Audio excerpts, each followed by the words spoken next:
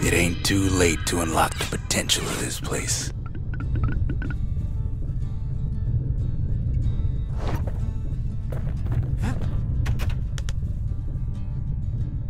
Finding gourmet ingredients ain't easy these days, but we'll take what we can get. The note says it plain. Zia, go east to learn the truth about the Calamity and our people. I'll be waiting. Sincerely, Zulf. Zulf's messenger was one of his people. Wonder just how many of them survived, and what exactly Zulf told him.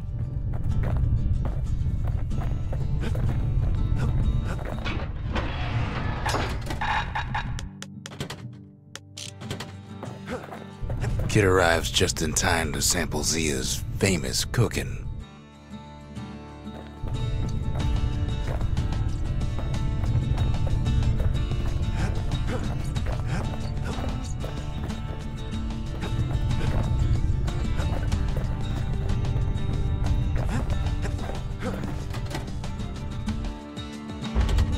Ain't saying much, but that's the greatest forge in all the city.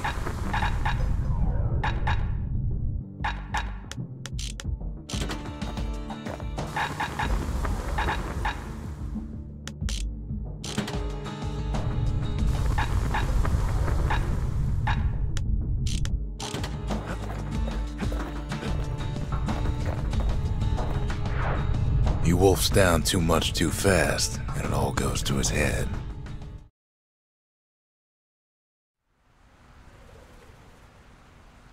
I've said a lot about the kid, but he ain't the only one wrapped up in all this.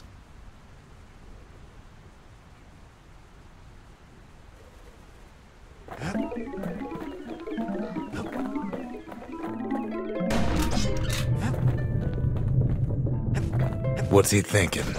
Well, let me see if I got this straight. I only heard it once.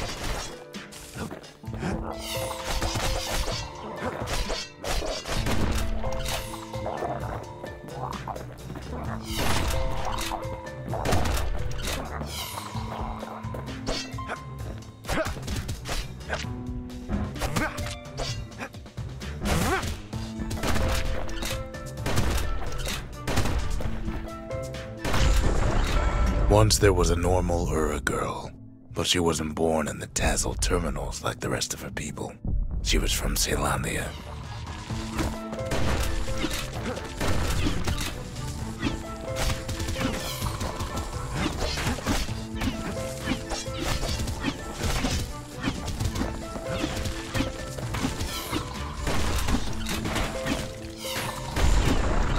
Her folks were orphaned in the war, taken in and raised inside the city, on condition they would never return to the terminals.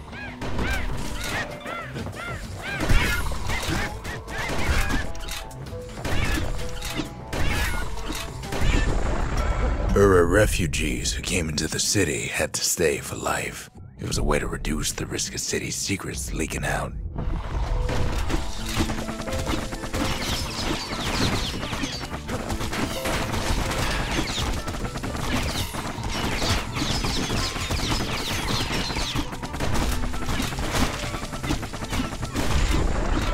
Mama passed away from birthing complications, leaving the girl trapped inside that city with no one but her father.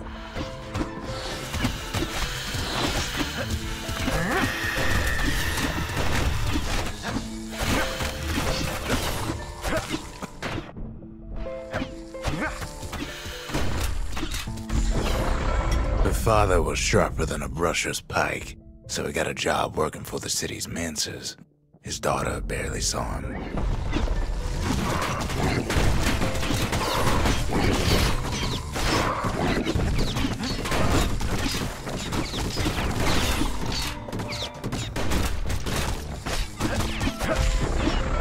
Her father told her nothing of her Ura heritage. He told her nothing of the mancers. It's for your own good, he said.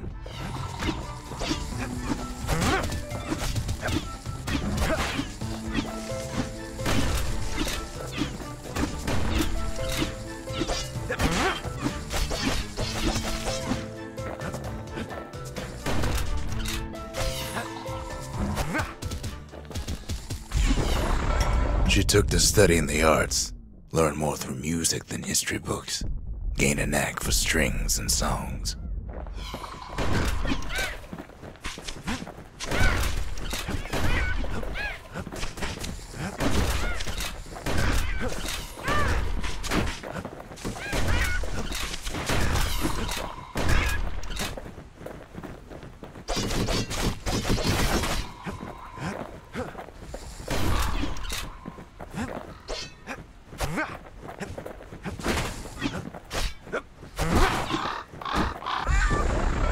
At first, she tried to be like other girls, but her classmates spread word that her father was an Ura trader, selling out the city.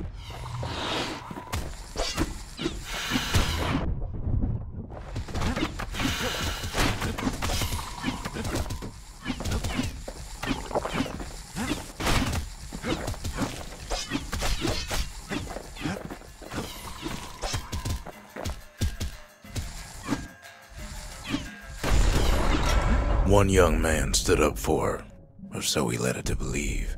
He knew much of her heritage, and she grew fond of him.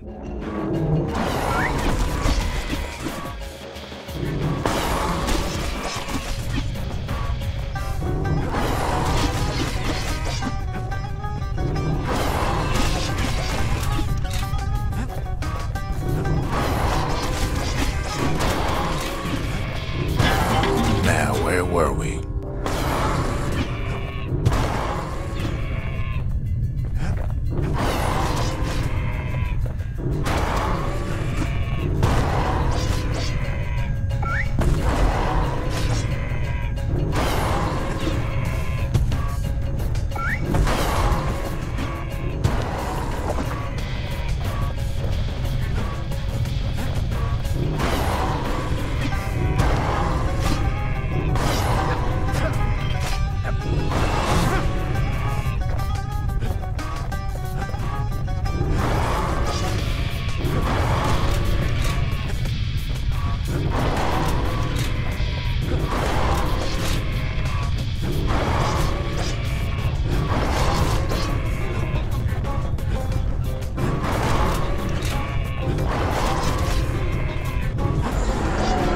The young man convinced her to take him to her family den to meet her father. Spoke of how he wanted to meet a man from the terminals.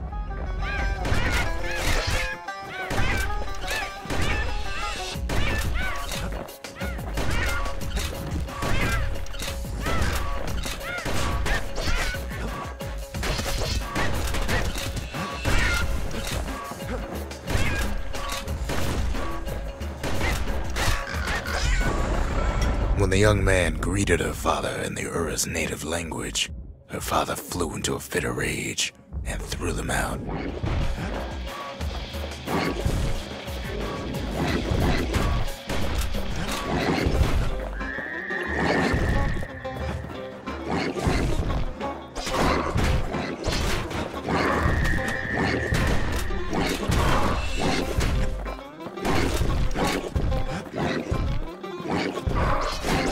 Well, I digress.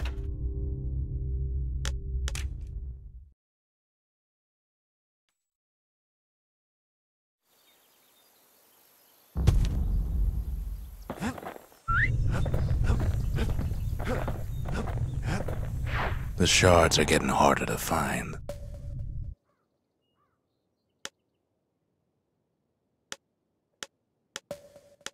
No risk of Culford Cauldron ever erupting again, they used to say. Guess they were wrong.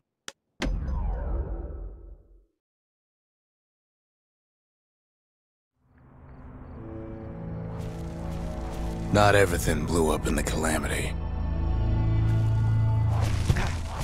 Why, Culford Cauldron here blew up way ahead of its time. The cauldron boiled over some 300 years ago.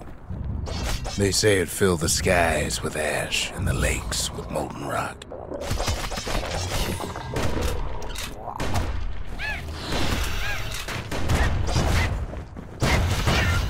If you wanted to survive something like that, you had to learn to adapt.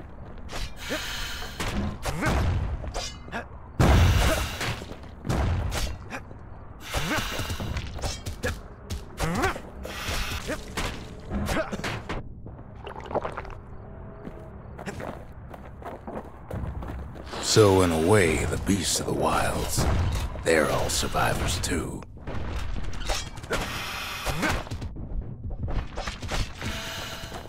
Best to keep out of the cauldron.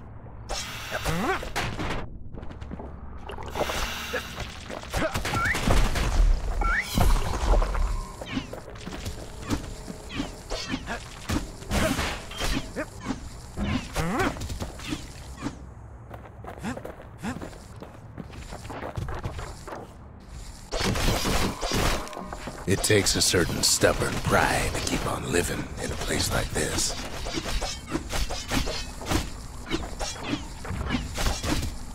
As for us, we learned an awful lot from Culford Cauldron.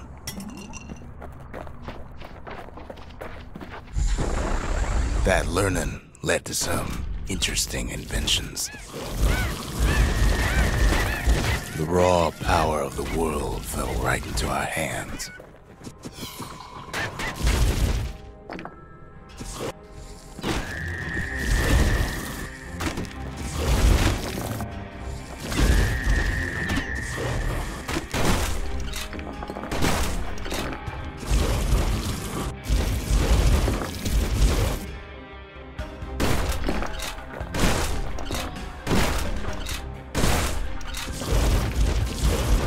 Playing with the cauldron's fires became an addiction.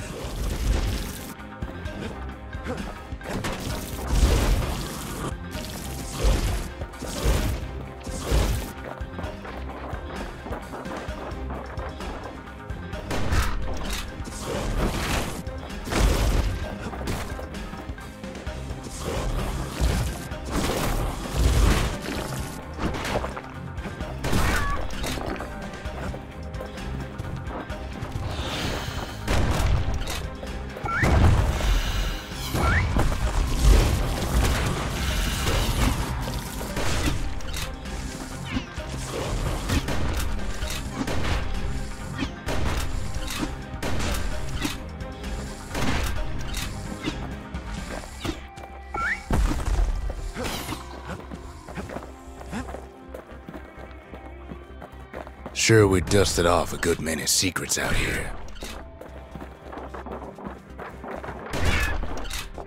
But we discovered other things we're better off not knowing. It's awful hot in there.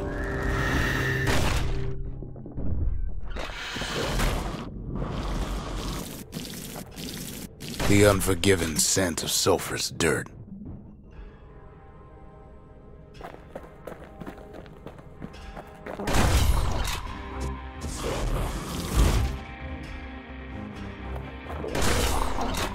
Taste the air so hot it sticks to your lungs.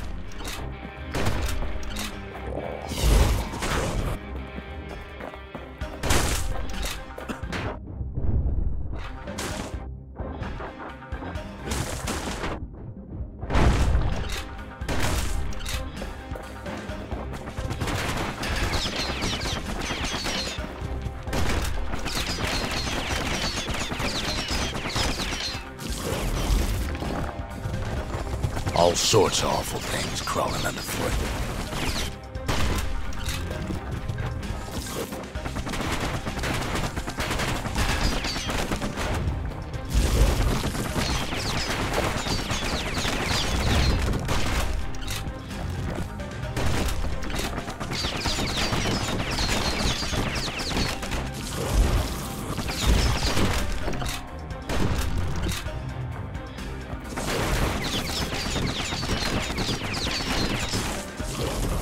You can cook those things, but you can't eat them.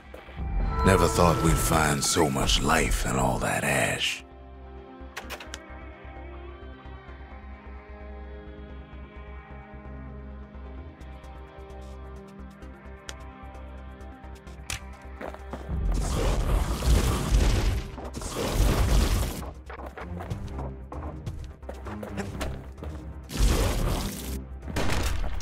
The more ash we swept aside, the more life we found.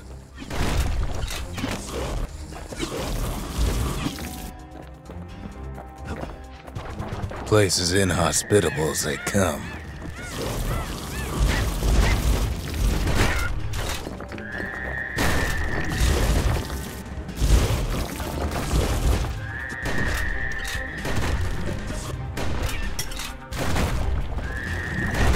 Still we pressed on.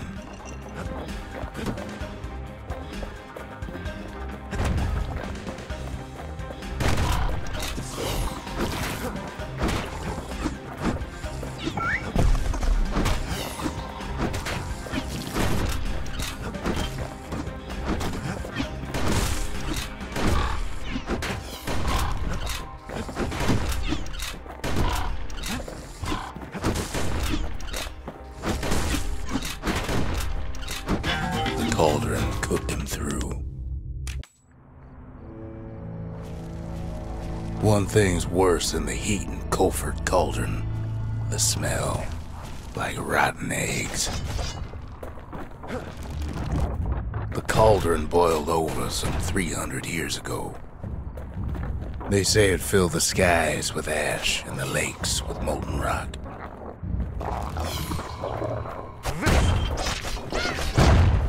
If you wanted to survive something like that, you had to learn to adapt.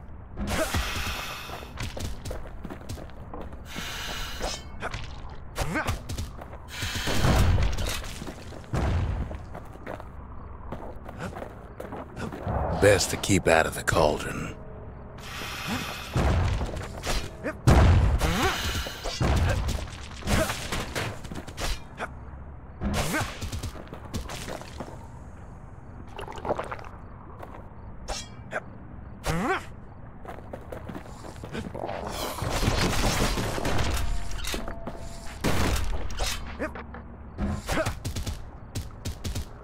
It takes a certain stubborn pride to keep on living in a place like this.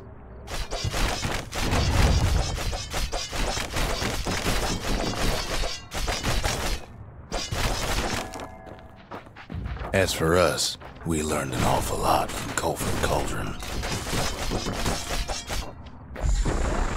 That learning led to some interesting inventions. The raw power of the world fell right into our hands.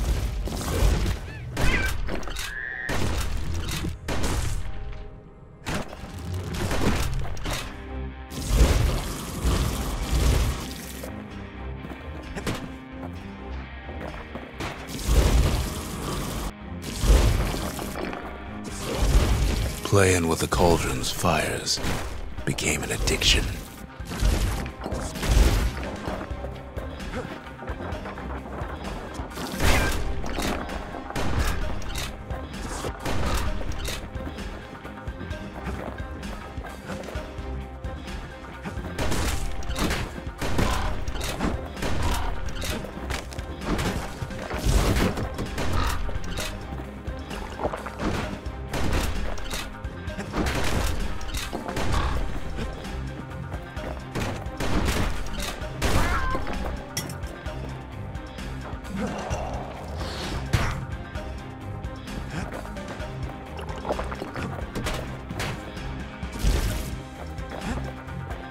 Sure, we dusted off a good many secrets out here. But we discovered other things we're better off not knowing.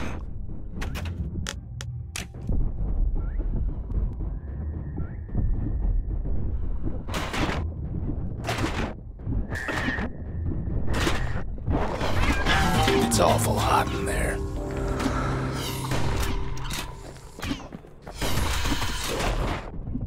The unforgiving scent of sulfurous dirt.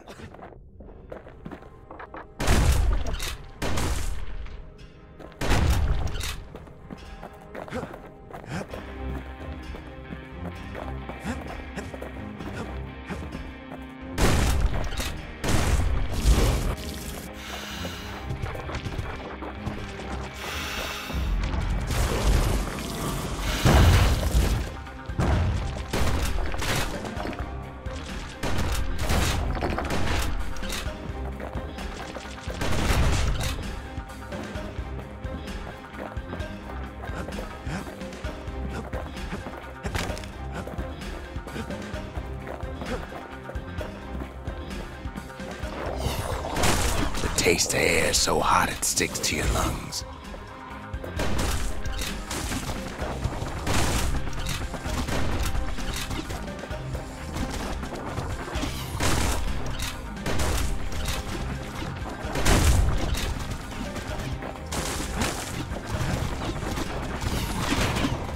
All sorts of awful things crawling underfoot.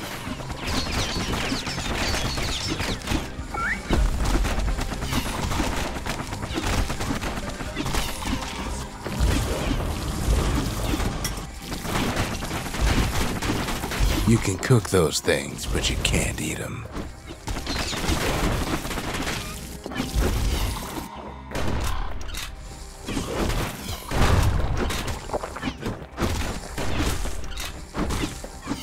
Never thought we'd find so much life in all that ash.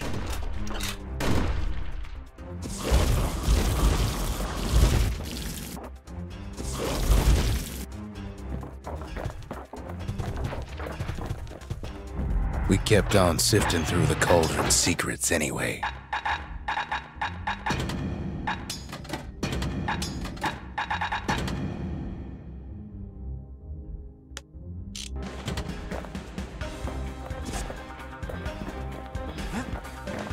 The more ash we swept aside, the more life we found.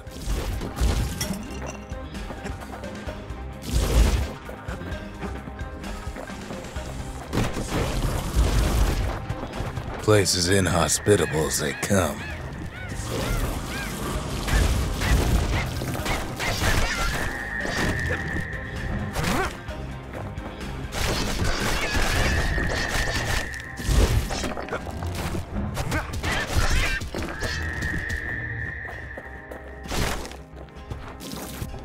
But still we pressed on.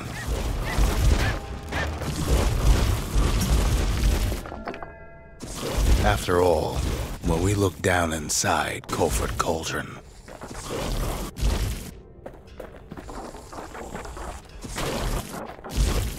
looked down through all the smoke and flames,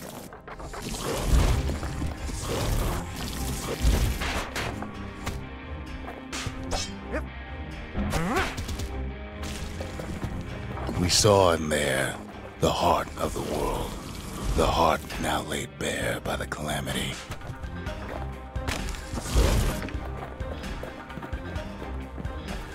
We had to have it. As for the kid, he just has to get that shard out of there. Too bad taking that thing woke up every last stink eye from here to Jocelyn Bog.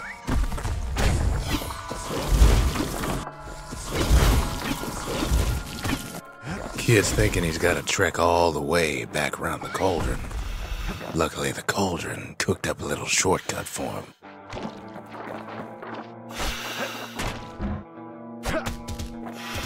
Sure, it ain't the most convenient path.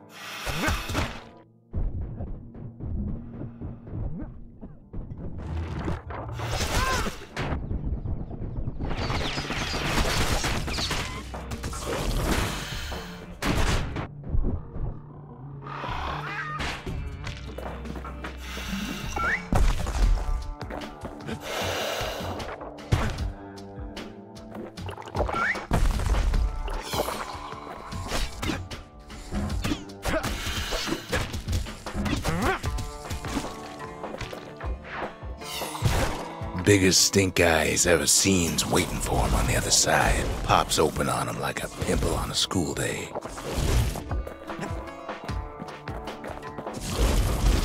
And where there's one stink eye, there's always more.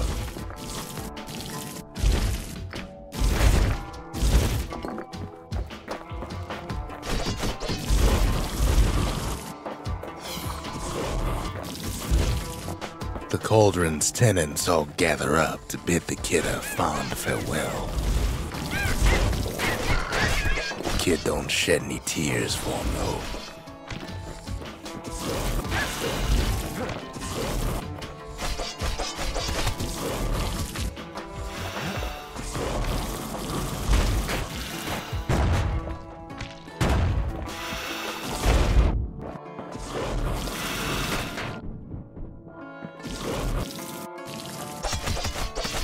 With a good spyglass, you can still see the cauldron from the city.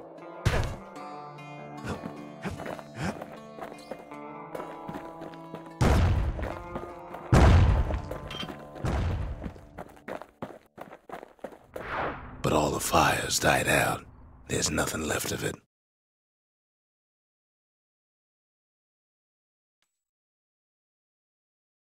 He comes back looking like the inside of a chimney.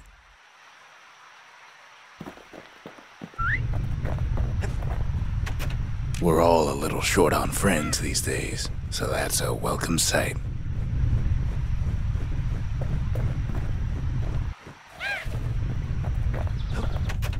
They said the wild could never be tamed. If only they could see us now.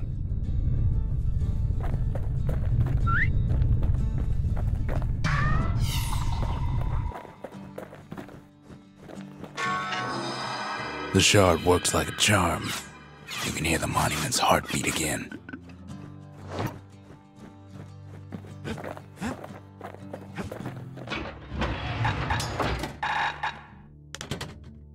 We could have a fine old cookout with that stuff. Too bad that's not the plan.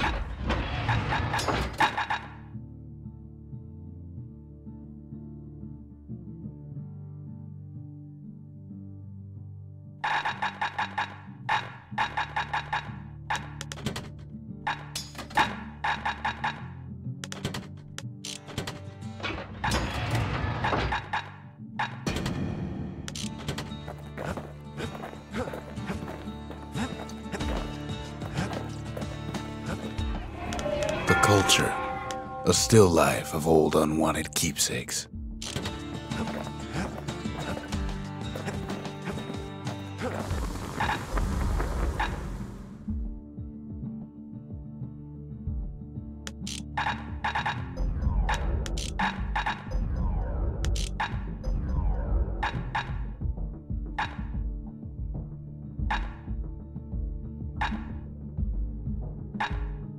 At least it won't get cold around here with that thing around.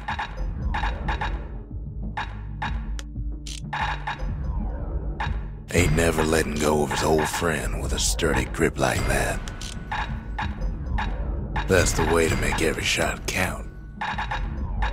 Takes a careful touch to rattle those bones like that.